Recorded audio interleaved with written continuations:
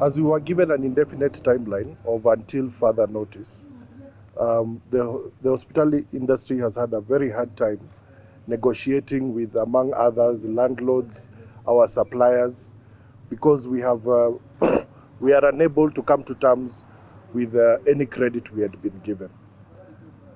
We pray for a particular timeline, whether be it 1 month, 3 weeks, or we could even start tomorrow. So if the government, through I'm sure the next speech from the president, could actually give us a fixed timeline, it would really help us in the hospitality industry. A measure that the government has in its own hands in order to help the hospitality industry is a waiver on our statutory payments which we pay to the government. And in the hospitality industry, we pay roughly about 18 licenses for each year.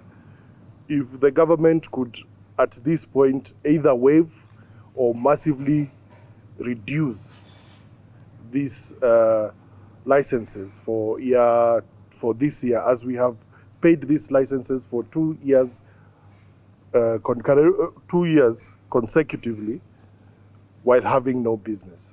As the current protocols ensure that we are only using up about 30% of our seating space in the restaurants and bars, majority of our members means that to them that at any one point there is no more than 30 people in any of our establishments. This is well below the most recent directives of 50 people anywhere. So even with the current directives put to us by our president, we would be able to reopen straight away.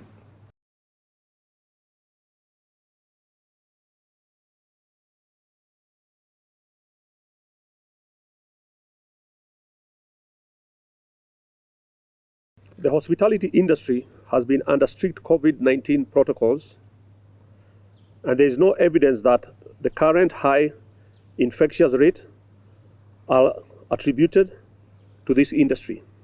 We are definitely not the spreaders.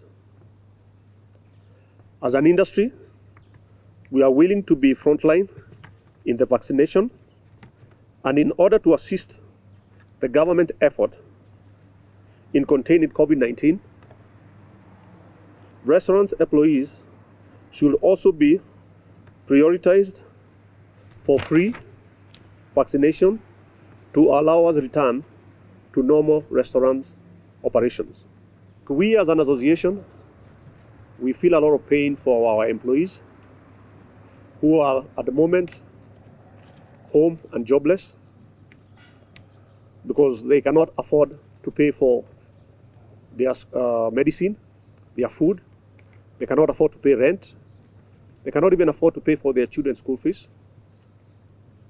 And we urge the government to open up our businesses so that they can come back and start earning. Because we all know that they strictly work from hand to mouth and have no savings to keep them running or even to stock their houses